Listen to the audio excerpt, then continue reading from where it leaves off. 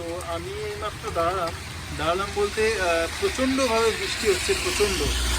মানে আমি কালিম্পংয়ের ওইখান থেকে ক্রস করেছি, তখন থেকে জাস্ট শুরু হয়েছে, এখনও পর্যন্ত থামেনি। দেখতেই পাচ্ছেন পুরো ভালোভাবে বৃষ্টি হচ্ছে, ভালো একটা মানে বৃষ্টি হচ্ছে। তো যাই হোক, আমি যাচ্ছি, গাড়িও আছে।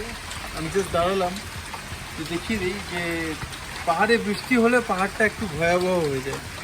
তার কারণ হচ্ছে এক তো খুব রিস্কি হয়ে যায় চালানো, সেকেন্ড থিং ইজ দেখা যায় না, খুব একটা ক্লিয়ার ভিজিবল থাকে না জিনিসপত্র। তো যার জন্য আমি রেকমেন্ড করব যে গাড়ি হোক, মানে 4 হুইলার হোক, 2 হুইলার হোক, যাই হোক, যেন মানে জোরে কেউ যেন না চালায়।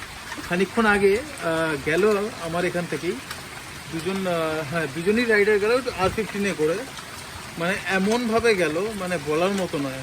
পেছনে মেয়ে বসেছিল, স্বাভাবিক আস্তে চালানো উচিত যেখানে, ওরা রীতিমতো রেলা মারতে মারতে গেল, যেতে যেতে একজন গিয়ে পড়লো। মানে আর পড়লো কি, মোটামুটি আপনার 50 ফুটের কাছাকাছি মনে হয় ছিটকে এসছে।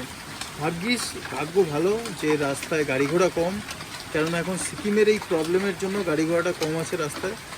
তো কিছু হয়নি, ওই ছিলে ফিলে গেছে হয়তো, আমি অত দেখিনি, কেন ওদের দেখে লাভ নেই, ওদেরকে না দেখাই ভালো। যাই হোক, আমি আবার রওনা দিচ্ছি। এখন বাজে আপনার 4:05 মনে হয় বেজে।